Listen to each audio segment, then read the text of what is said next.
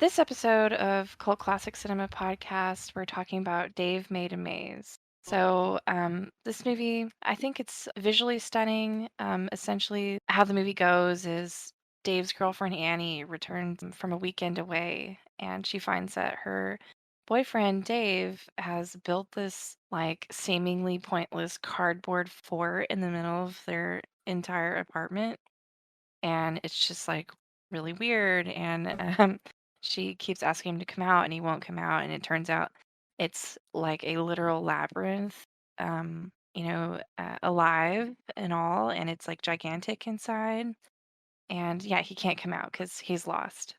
Yeah, when you first asked me to watch this, of course, I hate scary movies, and it is labeled, depending on where you look, as a horror or suspense, which usually I'm like, no. But you did finally get me to watch it, and so, like you said in the very beginning, you're immediately hit with Dave, who is, I think, unemployed, right? Like he was trying to Oh find a yeah. job, and so this was, and he's an artist as well. Oh yeah, he's super unemployed. Yeah, And so this was kind of like, I guess, his brainchild of like, this is what I'm gonna do. This is my statement piece. you know what this reminds me of? Honestly, his character Dave reminds me of Parks and Rec, the Cones of Dunshire, right? Oh, you're talking about Adam Scott. Yeah, he reminds me of Adam Scott, but specifically that scene where he's like, "Would a depressed person do this?" And Dave is that person. He built an entire magical labyrinth, monster and all. Yeah, And the it's the magic did bring that monster, so right, it was powered by his imagination. And the monster, I believe, is a God, what is it?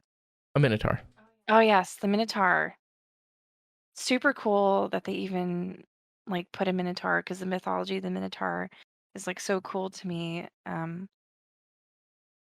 Like I believe it's a forbidden child essentially, like of like a monster and like a human, and it just gets like locked away. And I think in like mythology, it's only like happened a couple of times, but essentially because of its shame of being what it is, it gets locked away and it becomes a protector of this space. And of course, it's a magical creature, so it has like these powers and things, but like it gets locked inside of this space and it's its protector and also its trap forever, locked in this like horrible, you know, labyrinth of depression, like kind of crazy. Well, I mean, you actually just said it too, like labyrinth of depression, and you could make the argument that the minotaur was his depression, Yeah, or running maybe running Dave is the rampant. Minotaur. Yeah, or yeah, So, Dave created the Minotaur with his mind. no, there's no doubt about that. The labyrinth, or the maze, as the movie's calling it. Hmm. Um, I mean, it had its own magical standpoints. Like, one thing happens, and next thing you know, the maze is self-adapting and creating new traps that he never created, or pathways, and all in an attempt to uh, prevent the people from truly escaping, which again could be preventing him, his mind preventing them from escaping. I mean, what an incredible cry for help, Dave. But, you know, so I just wanted to say that, yeah, this movie is sometimes considered a horror because there is like death in this movie, but it's very comedic death. And their blood explodes into crafts and glue and like glitter and string and stuff.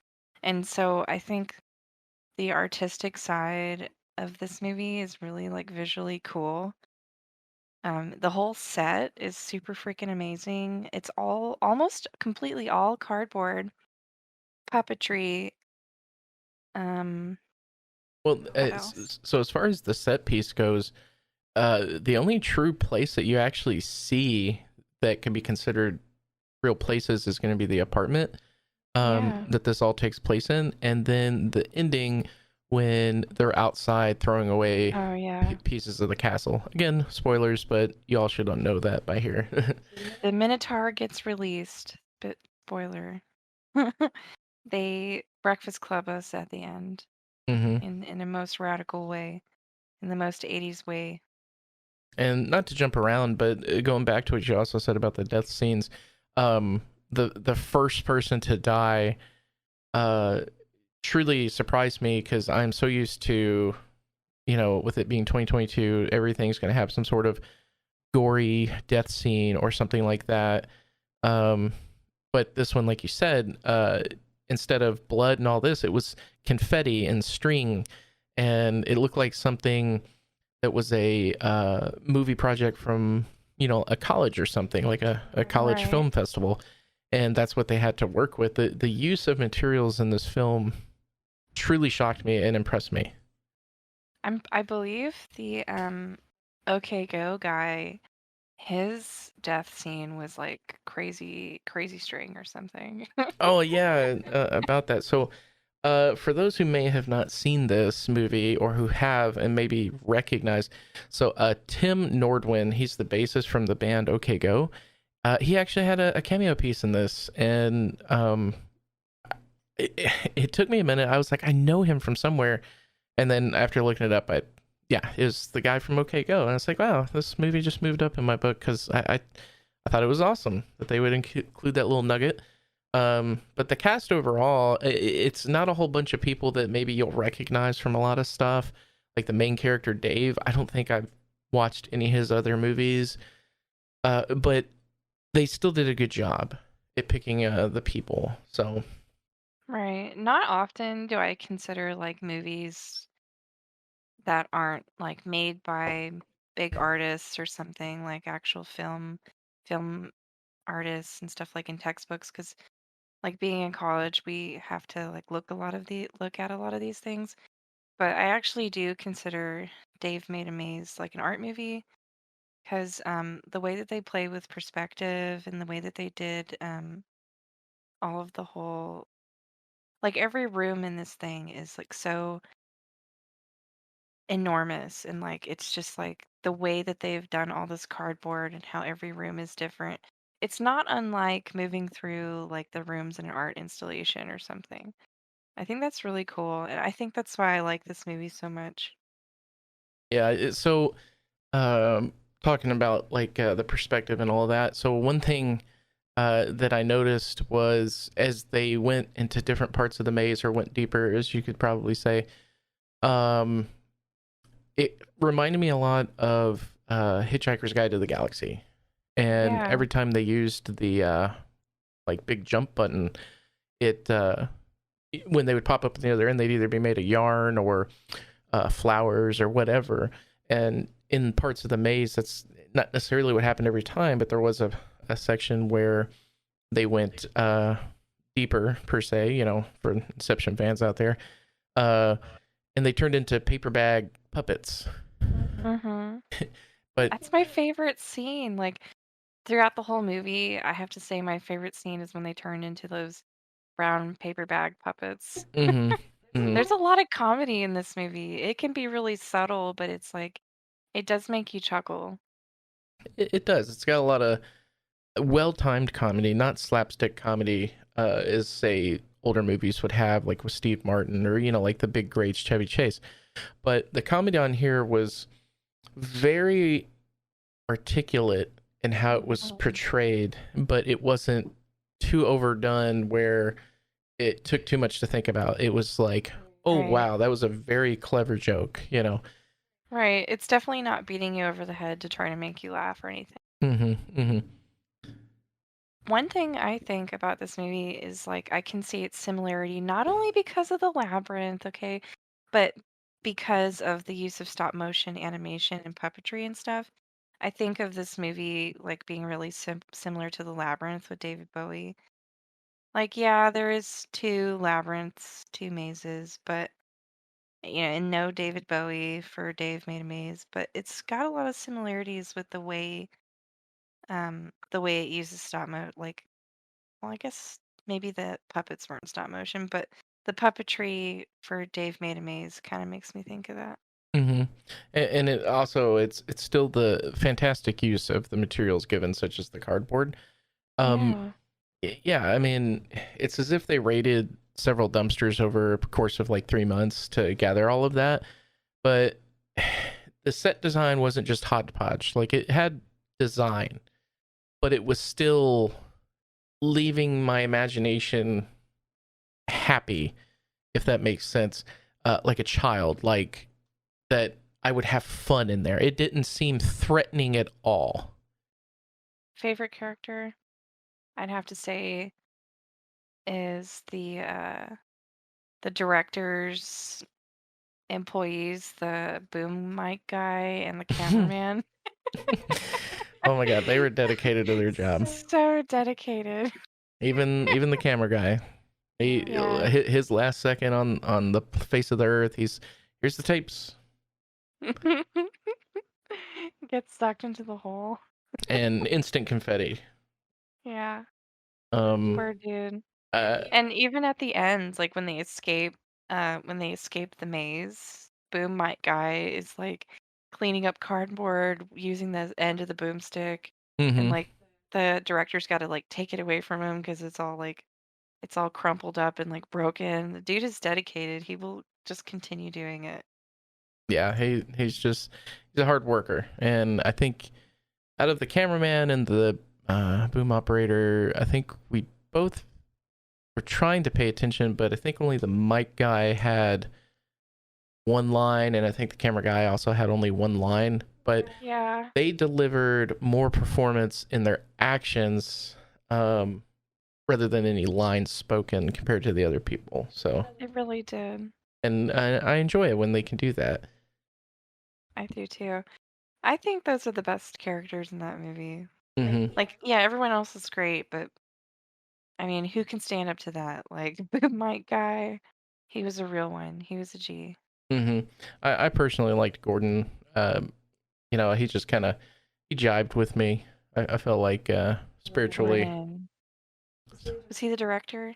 No, that was Harry. Oh, he was the best friend, right? Gordon. Right. Him and Leonard were like Dave's two friends, All right, and Gordon was the first one to come over. that's right. Okay. And now that I'm thinking back on it, when everyone first went into the maze, uh, Gordon did cut his finger, Hmm. and looking back, he had actual blood. Yeah. So that was the only That actual is blood. weird. Yeah, and then the Yeah. maze sucked it up. Hit. Right. Yeah, so that I don't know. That is strange. That is odd. Oh, those where were they from? Those tourist Gordon's people? one-liners. Oh, the Belgian tourists. Yeah, the Belgian tourists, God rest their souls. I know, unfortunate. So sad. Mm-hmm. Mm-hmm. They enjoyed their wine and cheese until their last moments. Mm-hmm. Again, for anyone who may have not seen the movie, of course, you're getting a lot spoiled here. But I do hope you guys do watch it. But so these Belgian tourists go with this huge group of people into the maze, even though Dave told them not to. And you don't ever see them after they go in, but at the end, when everything's kind of coming to the end, they're just having a good old time, having a picnic with some wine, cheese, having the best time of their life. But when the maze does finally come crashing down and everyone else gets out, those who survive, they are unfortunately not one of them. So it's unclear if the maze decided to keep them or expel them elsewhere. For some reason or another, they just they never died. Like the freaking maze god just decided to never kill them off, which is incredible. Also, I think Gordon's one-liners are amazing. Oh yeah, and I think that's why I liked his character the most. Yeah, he was like, God, what did he say? I can't even, I'm gonna have to look it up. I know. I've been trying to sit there and think of some one-liners too, but a lot of what he had, it was that was circling back to what I was talking about with the really articulated jokes that weren't too complicated to get, you know. Hmm. He was funny. Yeah, he did a good job. He brought the comedy. While you're looking that up, one of the points I was gonna bring up was when you see the maze for the first time in the apartment before anyone goes in. The first thought I had was it reminded me of Hal's Moving Castle. How so? So obviously it wasn't in like a gigantic anamorphic animal, but it had the scale to it. So there was just so much randomness outside, like smokestacks for no reason, vents with steam actually pouring out of it, little shacks with their doors and everything. Like it just had so much slapped together Hmm. for no reason, no seeming reason, that you also never Yeah. get to see, just like in Howl's Moving Castle, for as large as that thing was, you really only see like 2 rooms. It had that haphazard quality of wizard building, wizard It construction. right, and though you do see a pretty extensive amount of the maze, you know, you don't see any of the things that are on the outside, you know. Hmm. So it's just kind of reminded me of that. You're lost in its magic belly. Yeah, it's too bad we couldn't get a nice old like tour of the maze, kind of like I'm always longing for a tour of Howl's Castle. hmm And also, I don't know if you picked up on it. The further they went into the maze, though Dave said he started from the center and worked his way out, I don't know if you caught on, the outer parts or the near the entrance of the maze seemed more refined, like the origami pit with the face. All of that construction looked real precise and neat. But the further they went inside, they the walls were just slapped together pieces of cardboard and no intricacies, you know, to it. It was just there. That's true. Yeah, I did kind of notice that. Also, like, there was something going on with Gordon's t-shirt, and I just couldn't figure it out, but hopefully maybe someone figures it out. Like, it changed somehow from the beginning, the end, and the middle. I was never able to really put my finger on it. Hmm. Yeah, you were mentioning that, but I didn't notice myself. It was like one of those little treats, and if you, it's like really small to notice, but yeah. Hmm. Suppose I could right now look and see. Overall, I'm glad I pushed through the beginning of this movie because when I first watched it, I was like, I don't know. But then as soon as that first lady got her head sliced off and it exploded into confetti, I was just like hooked on it. High five. Yeah, why don't you come over here and give me a high five? Hi, I'm Bryn. Give me a high five. That, I loved it when they were interviewing Bren. Bren as the maze monster. oh my god, that They're was like, hilarious. It's like I grow tired of these questions. No, Bryn, you're doing great. I am. I am? Hey, you're killing it. Uh, and what was throwing me off, I guess, because I just didn't really hear their names originally, but uh, so Bryn was actually the skinnier lady that was dating Tim from OK Go's character Greg. Oh, okay. I always thought Bryn was the first lady to die from like I that thought Bren, hatchet yeah, thing. I thought Bren was the first lady to die too. Yeah, so it really threw me off Well, because it also seemed like a bigger person underneath all those cardboard pieces, but you know. yeah, that's true. Yeah, you're right. Um, Jane was the first lady to die. I'm trying to remember like who the heck she is because she is on freaking Criminal Minds. I don't know if you know that. Oh, that's Baby Girl. That's the one the dude always calls Baby Girl. Yes. Uh, I hated that show. Oh, Penelope. Kristen. Yeah, she's Penelope on Criminal Minds or whatever. I didn't even notice. I hate that Kristen show with a passion. Sloan. See, that's why I didn't know, but I knew that her face looked really familiar. Mm-hmm. But you're absolutely right. I just confirmed. So his shirt in the beginning is just a standard, like, person, like, knight person, D&D warrior, and then at some the kind. end, it transforms into him. So he is that person. So you're right. I never even picked up on that.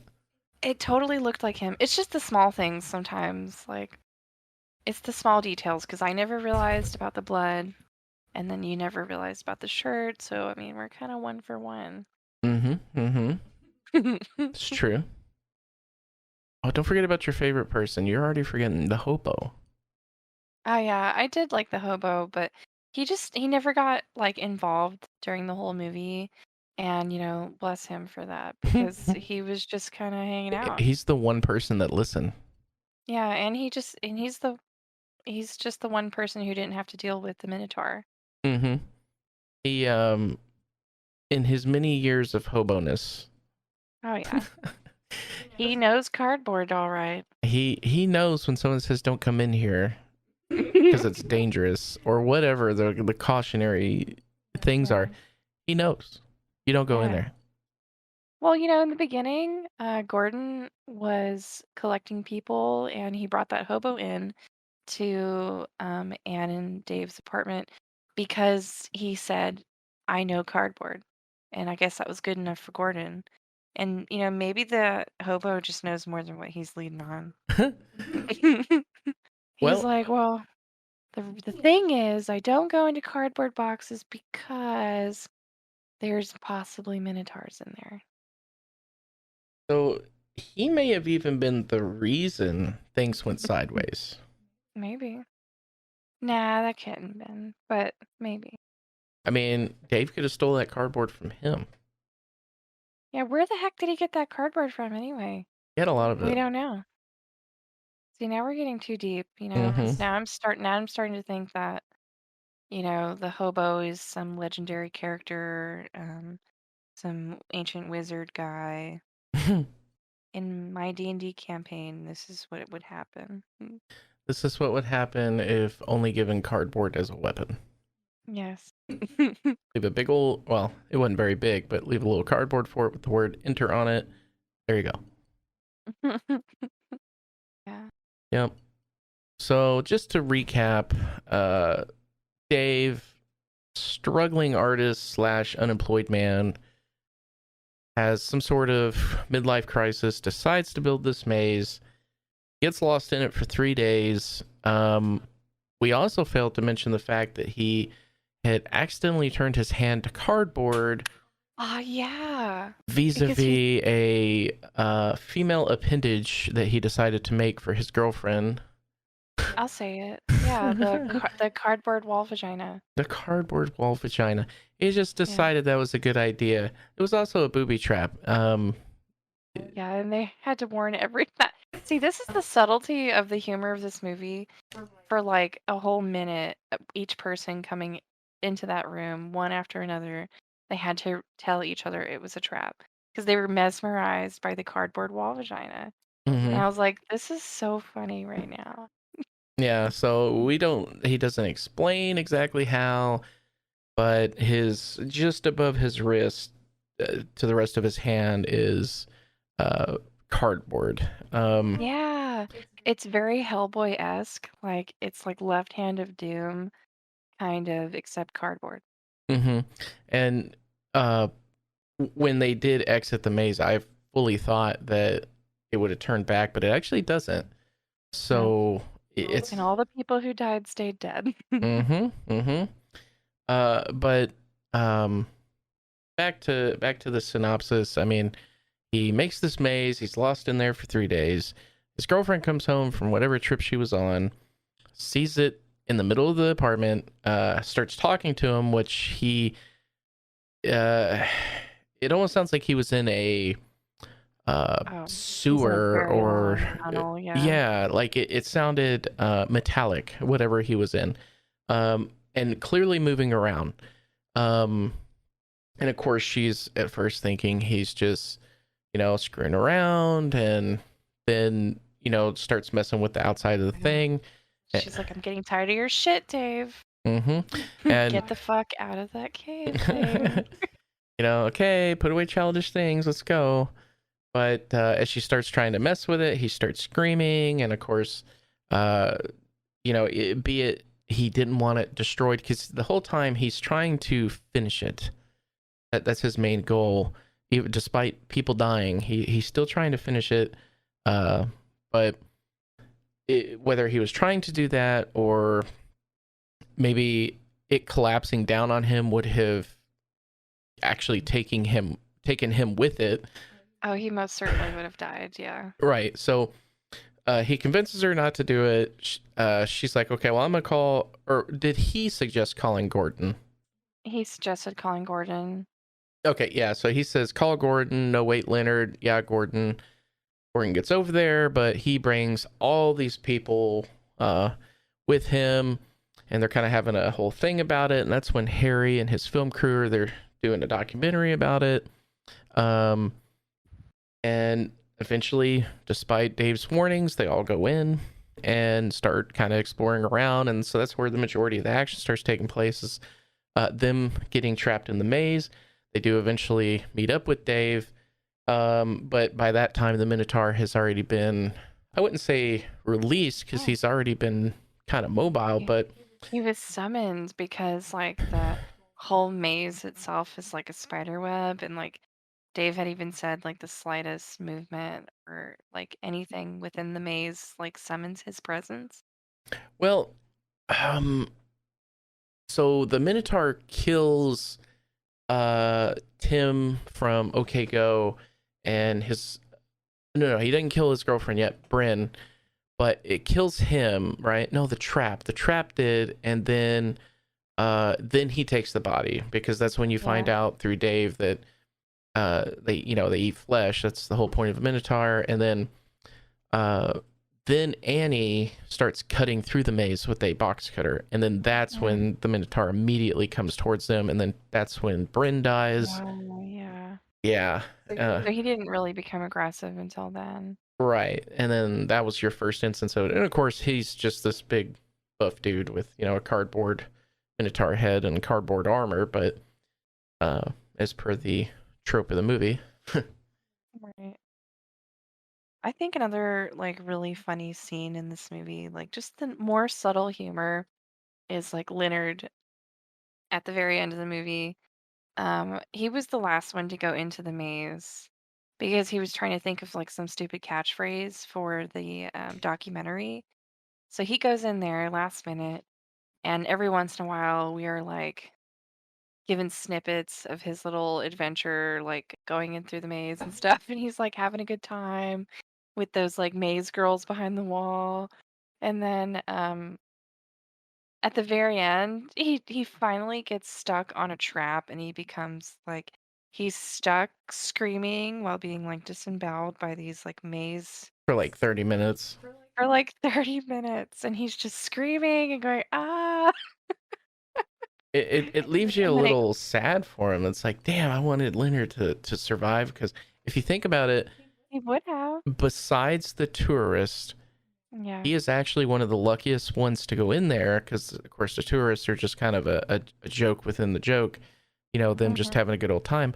But he actually went through the entire maze and bypassed all the traps except for that one, with no issues, because he even somehow managed to break the trance of the vagina wall.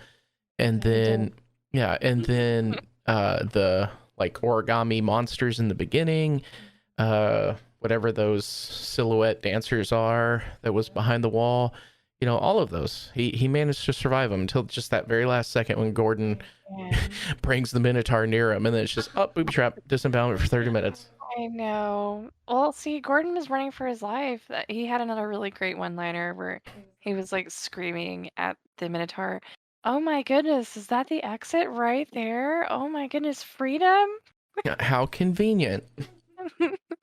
Yeah, poor Leonard.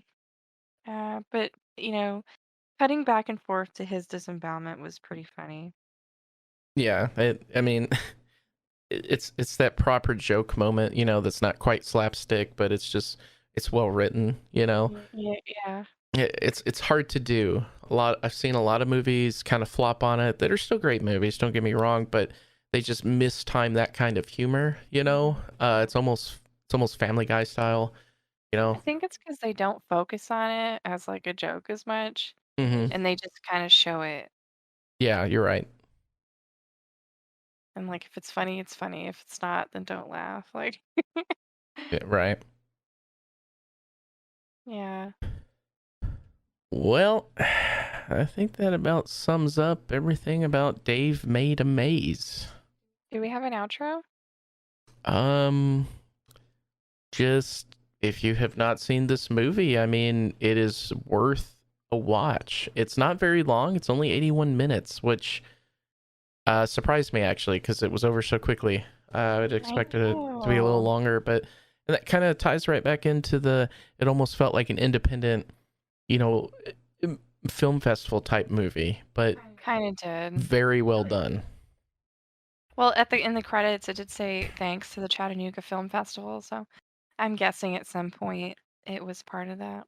And it could be. And forgive us for being ignorant to any of these facts. I mean, we're just out here giving, our gut We're just reaction watching. of the opinion, yeah, to the movie. We're just out here watching Yeah, movies, guys. we're We're just watching movies. just out here watching movies. We're not out here trying to go, oh my god, blah blah blah. This has changed my life. We're just sitting here telling us what we thought. The hobo has changed my life. How dare Exactly. He knows his cardboard. you? To anybody listening, thanks for listening to our first episode of Cult Classic Cinema Podcast. Yep. Thanks for tuning in, guys, and be on the lookout for episode 2.